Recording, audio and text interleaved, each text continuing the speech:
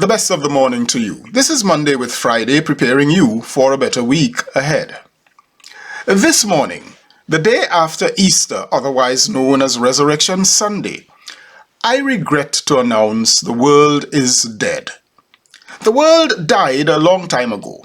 It died when it accepted a philosophy that some are born to be ruled and some are born rulers over them.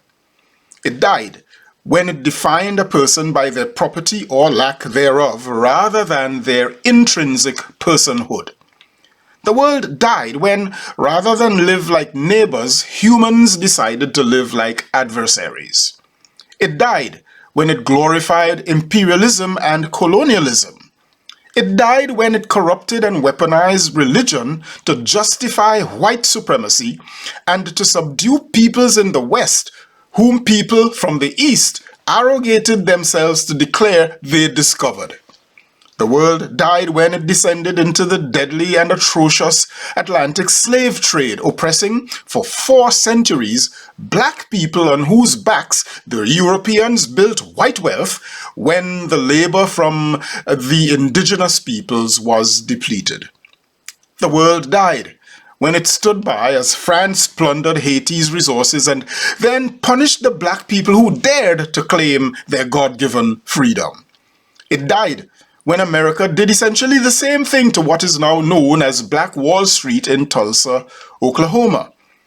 Fast forwarding to past many deaths, including the time when Hitler exterminated 6 million Jews, including the time when apartheid in South Africa bludgeoned Steve Biko's head and body to a pulp and exterminated 21,000 other souls, not to mention stealing their birthright and lands and lives, and including the time when America invaded Little Grenada just because it could, or invaded Panama to arrest one man whom America previously helped become a ruthless strongman, or when America invaded Iraq twice, both times horribly, unnecessarily, and the latter time comprehensively and predictably wasteful, arguably creating ISIS.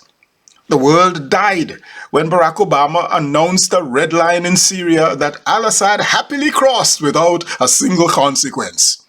It died when Putin stole Georgia, then Crimea, with no consequence. And it is dead now, seemingly frozen in fear of war, while Putin exterminates Ukrainians.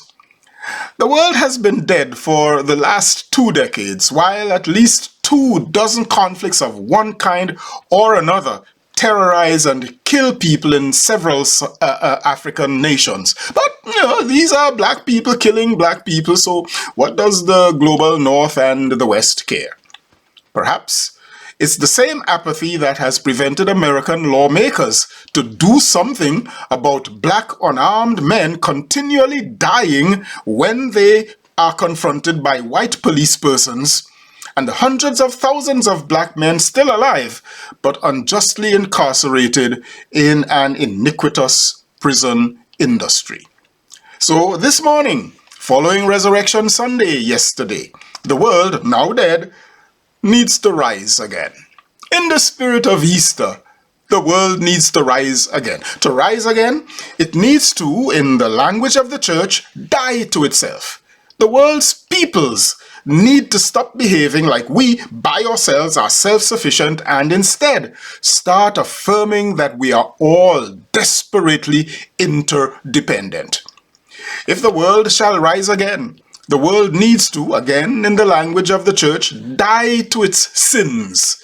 The world's people need to change our ways, our sinful ways of greed, trickery, selfishness, inequity, strife, enmity, supremacy, and a laundry list of sins too numerous to exhaust in 5 minutes. Above all, the world needs to rise from the fear of death. Rising from the fear of death means that privileged people amassing incredible levels of wealth, afraid to die, need to become more charitable and give away some of their wealth. You wouldn't die by doing so. Give it away, some of it, so that others might live. Too many people are dying simply because, long story short, some people simply have much more than they ought to have. The super wealthy who would not become voluntarily charitable should be made to do so through forms of taxation that enable national community to become more equitable. And before any fake conservative person or Christian calls me socialist, this is fundamentally a Christian ethic to share resources. You know, no different to when the government gives subsidies, incentives, and tax breaks to the same people who run corporations who are already filthy rich.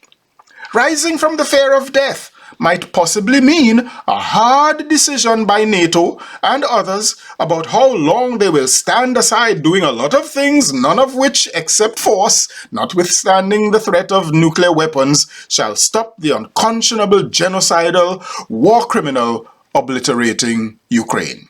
Rising from the fear of death would, overall, require us to stop obsessing over our own concerns and interests, for we shall die anyway, and start showing concern for other people's interests so that we choose to live more meaningfully together than to die miserably alone, and perhaps even sooner than had we lived more in supportive community.